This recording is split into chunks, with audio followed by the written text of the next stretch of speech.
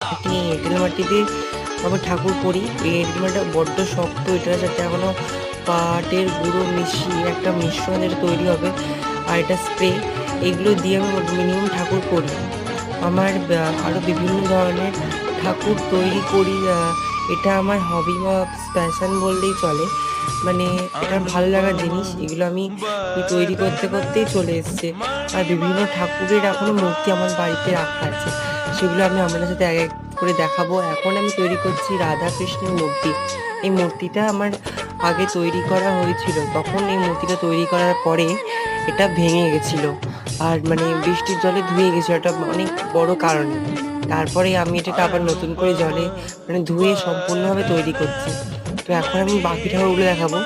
এই দেখুন বন্ধুরা, এটা আমার আগের বছরের দুর্গা ঠাকুর, এটা আমার মা তারা, এবং আমি আমার রাধাকৃষ্ণ দেখাচ্ছি। তো সঙ্গে থাকুন, সাবস্ক্রাইব করুন, লাইক